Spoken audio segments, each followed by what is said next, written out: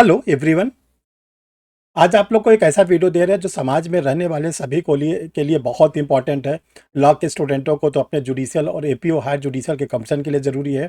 बाकी समाज में जो जो भी लोग रहते हैं उनके लिए बहुत ही यूज़फुल ये वीडियो है, क्योंकि ये वीडियो एक ऐसा वीडियो है जो किसी भी समय किसी के साथ भी कोई ऐसी घटना हो सकती है जिससे ये जुड़ा होता है। आज आप लोग इस वीडियो में ये बताने की कोशिश की जा रही है कि right of an arrest person, अगर किसी व्यक्ति को पुलिस घर अरेस्ट कर लेती है तो वो व्यक्ति क्या करे।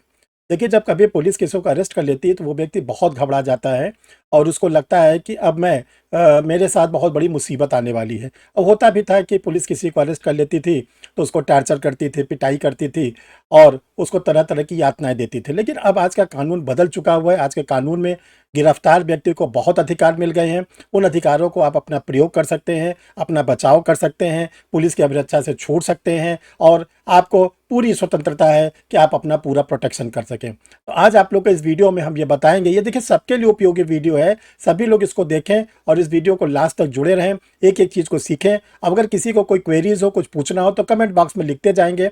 आज जो आप लोग को बता रहे हैं कि गिरफ्तार व्यक्ति को क्या क्या अधिकार दिए गए हैं कानून में, उन अधिकारों को हम जो चर्चा करेंगे वो भारत के संविधान के परिप्रेक्ष्य में, यानी जो कॉन्स्टिट्यूशन ऑफ इंडिया हम लोग का है उसके परिप्रेक्ष्य में, और इसके साथ साथ भारतीय नागरिक सुरक्षा संहिता 2023, जिसको हम लोग कहते हैं BNSS, पहले इसको हम लोग CRPC के नाम से जानते हैं। तो चलिए डे स्टूडेंट, आज हम लोग एक एक करके इसको सीखते हैं। I am Harsh Bihari Srivastava, law experts, परीक्षा refresher, online law classes from Allahabad.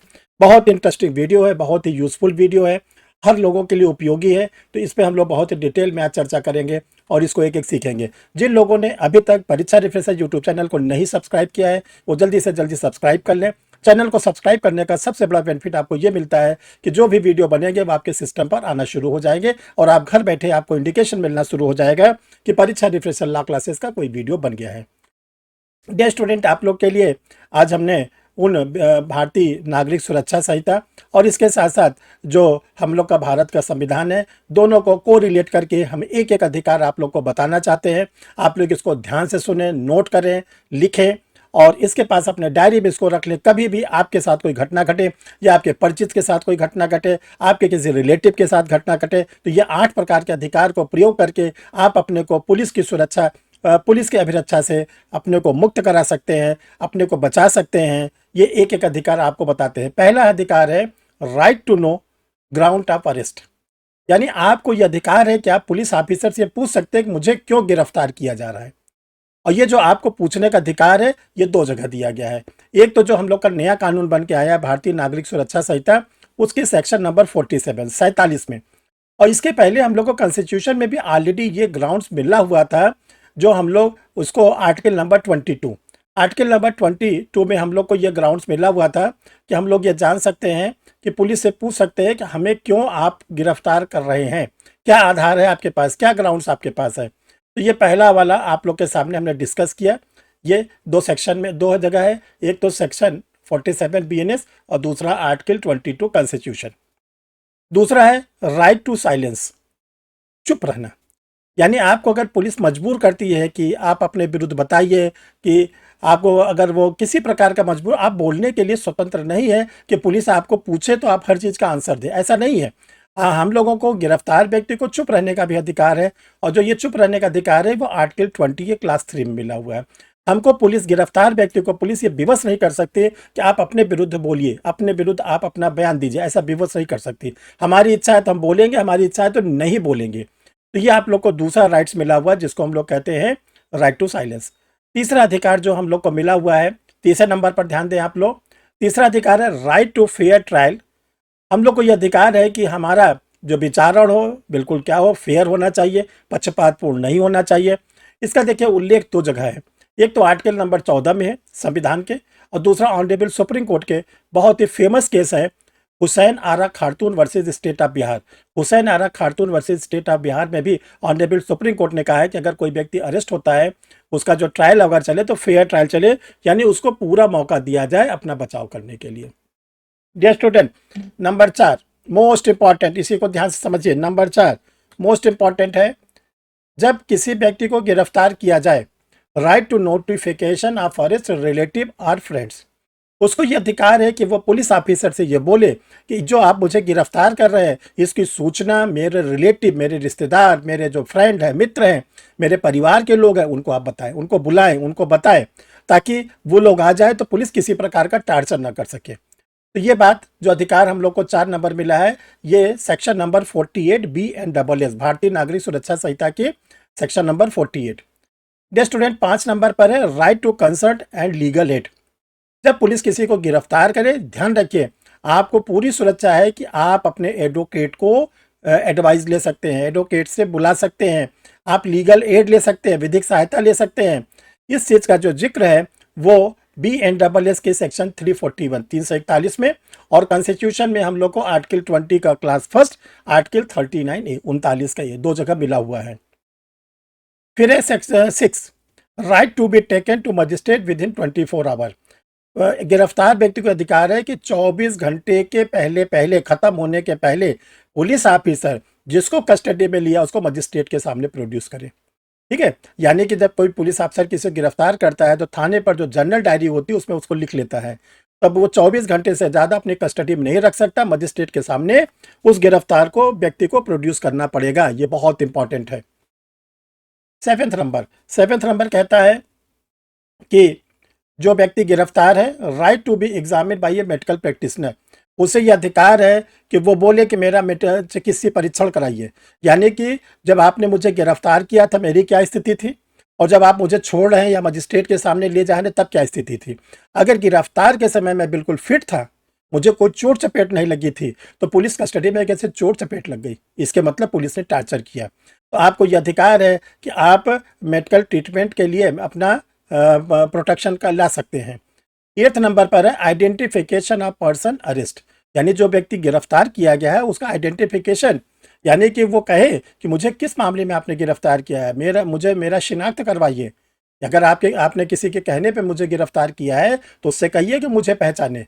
तो देखो ये 8 अधिकार आप लोग को दिए गए हैं ताकि पुलिस आपका टार्चर न कर सके, पुलिस आपको मजबूर न कर सके, पुलिस आपको जो है किसी बयान को देने के लिए मजबूर न कर सके। तो एक स्वतंत्र देश में स्वतंत्र नागरिक होने के कारण हम लोग को ये जो राइट्स मिले हैं कॉन्स्टिट्यूशन में फंडामेंटल राइट के तहत मिले हैं, हम लोग को डायरेक्टिव प्रिंसिपल में मिले हुए हैं, और इसके साथ साथ हम लोग को भारतीय नागरिक सुरक्षा संहिता में मिले हैं। डियर स्टूडेंट, आप लोग को ये वीडियो कैसा लगा, चूंकि ये सबके समाज के सभी के लिए इंपॉर्टेंट है, आप लोग कमेंट बॉक्स में ज़रूर और ज़रूर लिखिएगा।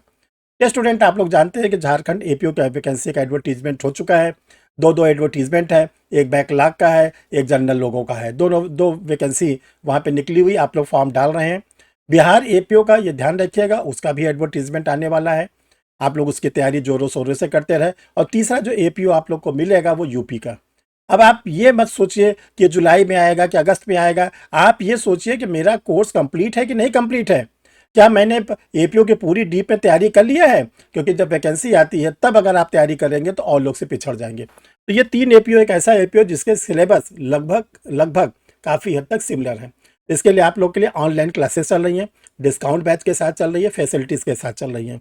इसमें आपको लाइव क्लास मिलेगी, रिकॉर्डेड वीडियो मिलेगा, टेस्ट सीरीज मिलेगी, स्टडी मटेरियल मिलेगा। क्योंकि तीनों एग्जामिनेशंस में आईपीसी, सीआरपीसी, एविडेंस, कॉन्स्टिट्यूशन और जनरल स्टडी जाती है, इसलिए इन तीनों की एक स्टूडेंट, ये तीनों की एक बहुत अच्छी तरीके से तैयारी कर सकते हैं। तो आप तीनों में तैयारी करिए। एक तो एडवर्टीजमेंट आ चुका है, 2 आप लोग के लिए आने वाला है। ये स्टूडेंट जो लोग झारखंड का एपीओ का फॉर्म डाल रहे हैं, झारखंड के लिए आप लोगों के लिए एक मॉडल टेस्ट सीरीज तैयार कर दी गई है, जिसमें आप लोग को 10 टेस्ट सीरीज है। इसको सॉल्व करने के बाद आपको ये मान के चलिएगा लगभग 80% क्वेश्चन आपको इस टेस्ट सीरीज से मिलना चाहिए। इसमें 1000 MCQs है, डिटेल आंसर के साथ है। प्रीवियस ईयर के जो पेपर है उसको भी इसमें रखा गया है। इसमें आपको लॉ भी मिलेगा, जनरल स्टडीज़ मिलेगा। आप इसको मंगा के सुरक्षित रख लीजिए, क्योंकि इसकी बहुत ही लिमिटेड कॉपी है, ख़त्म हो जाएगी तो हम नहीं दे पाएंगे आप लोग को। डियर स्टूडेंट, जो लोग झारखंड का फॉर्म डाले हैं, आईपीसी, सीआरपीसी, एविडेंस, कॉन्स्टिट्यूशन, उसका नोट्स मंगा सकते हैं। 6 वालों में जनरल स्टडीज़ निकली, उसका भी नोट्स मंगा सकते हैं। जिन लोगों ने, बहुत इंपॉर्टेंट आप लोगों को सूचना दे रहे हैं, जिन लोगों ने अभी तक एआईबी के एग्ज़ाम को करेक्ट नहीं किया है, एआईबी निकालना बहुत ही ज़्यादा ज़रूरी है, क्योंकि बिना एआईबी के आप न तो वकालत कर पाएंगे, न तो आप जुडिशल सर्विसेज का एग्ज़ाम दे पाएंगे, क्योंकि जुडिशल में 3 साल का एडवोकेसी मस्ट कर दिया गया है। तो एआईबी 20 निकलने वाला है, तो AIB20 के लिए आप लोगों के लिए परीक्षा रिफ्रेशर लॉ क्लासेस से सारी तैयारी कर ली गई है। आप इसके लिए गाइड निकली हुई है, डिग्लॉट एडिशन हिंदी इंग्लिश दोनों में है, मंगाकर आप पढ़ सकते हैं। इसके साथ AIB का आप लोगों के लिए क्रैश कोर्स चल रहा है, उसको भी आप ज्वाइन कर सकते हैं। डियर स्टूडेंट, परीक्षा रिफ्रेशर की जो भी फैसिलिटीज़ आपको लेनी है, क्लास के रूप में लेनी है, नोट्स के रूप में लेनी है, ये 2 व्हाट्सअप नंबर शो कर रहा है। इसमें से किसी भी व्हाट्सअप नंबर पर आप मैसेज डाल देंगे कि मुझे ये फैसिलिटीज़ चाहिए, तो आगे की प्रोसीडिंग आपको बता दी जाएगी। परीक्षा रिफ्रेशर ऑनलाइन लॉ क्लासेस को आप क्यों ज्वाइन करें? पिछले 1 साल का ऑनलाइन लॉ क्लासेस का रिकॉर्ड रहा हमारा, वो अगर आप देखें तो 110 स्टूडेंटों ने बिहार के APO के लिए क्लास लिया, उसमें से 55 स्टूडेंटों ने फाइनल सिलेक्शन लिया। सर आई एम ग्लैड कि मुझे तब पता चला, राइट टाइम पे पता चला। उसके बाद से आपने बहुत अच्छा गाइड किया, मेंस में भी, इंटरव्यू में भी, स्टेप बाय स्टेप सर, तो वो बहुत ज्यादा हेल्पफुल था सर। और ये 32वीं न्यायिक सभा भी सर के ही मार्गदर्शन में दिया, और इससे पहले हम बिहार APO में सिलेक्शन हो चुका था पिछले ही साल अंतिम रूप से, और अच्छे रैंक से मेरा सिलेक्शन हुआ था, और उसके लिए भी सर से ही मैंने पूरी कोचिंग ली थी। का पूरा सहयोग रहा हर स्टेज पे। सर ने क्योंकि वो क्लासेस जो भी थी उन्होंने उसमें हमें समझाया गया किस तरीके से हमको अच्छे से अच्छा और धीरे धीरे करके अपने आंसर देने, और जो पूछा जाए सिर्फ वहीं तक का आंसर देना, ज्यादा अपना शो नहीं करना। रिक्वायरमेंट थी। ऑल्दो मैं दिल्ली में होते हुए भी, दिल्ली में भी काफी सारे थे, लेकिन मैं या तो मैं उन्हें अप्रोच नहीं कर पाया या मुझे नहीं पता, लेकिन कोइंसिडेंटली यूट्यूब में मैं आपकी काफी वीडियोस थी सर जो पहले से वॉच करता था, और मुझे लगा कि वहां से आपके यहाँ से मुझे जो गाइडेंस मिलेगी, जो मैं एक्सपेक्ट कर रहा था सर, बिल्कुल 100% ज्यादा ही मिला। और ये सफलता जो मुझे मिली है, इसके लिए मैं ईश्वर का तो धन्यवाद दूंगी ही, साथ साथ आपका भी एक सहयोग रहा है मेरी इस सफलता में, तो मैं आपको भी बहुत बहुत मतलब दिल से आभार प्रकट कर रही हूँ। Thank you Richa ji, thank you. परीक्षा रिफ्रेशर सर से पूरी तरह से इसमें गाइड ले, जहाँ कोई प्रॉब्लम हो हमारे सर बताने के लिए एनी टाइम तैयार हैं। उनकी काफ़ी बुक्स वगैरह भी आ रही है, जिनको पढ़कर हम एक रणनीति बनाकर। मैंने ऑनलाइन क्लासेस ज्वाइन किया था, मैं सर की सफलता और साथ साथ मेरी भी सर की उपलब्धि के कारण ही मेरी सफलता हासिल हुई है, इसके लिए मैं सर के प्रति आभार व्यक्त करता हूँ। सोचा कि अब क्या किया जाए, तो फिर इधर उधर मार्केट में बहुत जगह खोजने पे फिर सर के बारे में पता चला, परीक्षा लॉ रिफ्रेशर के बारे में पता चला। सर को 31 ईयर्स का एक्सपीरियंस है अपने बच्चों को पढ़ाने का, सर से मैं जुड़ा। फिर आपने मुझे डांटा भी कि उलझुल बातों में दिमाग मत लगाओ, अपना तैयारी ऑनेस्टी से करो, सिलेक्शन हो जाएगा। उलझुल बातों पे ध्यान दोगे, बहुत रूमर फैलते हैं, ऐसा होता है वैसा होता है, उस चक्कर में कुछ नहीं रखा है। तो आपका जो डांट पड़ा सर, उससे भी अच्छा लगा सर। तो अच्छे तरीके से सर के गाइडलाइंस में गहन अध्ययन किया, और प्रॉपर जो प्रीवियस ईयर का मेंस का जो था पैटर्न, उसको मैंने फॉलो किया और बारीकी से क्वेश्चंस को अध्ययन किया। जो 6 नए एक्ट जोड़े गए थे, उसके लिए सर से ही मैंने लिया, और सर के गाइडलाइंस में उसको भी पढ़ा। इस इंस्टीट्यूट के द्वारा जो आप लोग के लिए क्लास ली जाती है, उसमें फीस बहुत ही नॉमिनल है। इतनी नॉमिनल फीस है कि बड़े बड़े इंस्टीट्यूट की कुल 10% फीस को लिया जाता है, जिसमें आप लोग को प्री की, मेंस की, इंटरव्यू की तीनों तैयारी कराई जाती है। मेंस में आपको क्वेश्चन आंसर लिखवाए जाते हैं एग्जाम ओरिएंटेड, और आपको कोई प्रिंटेड नोट्स वगैरह नहीं दिए जाते हैं।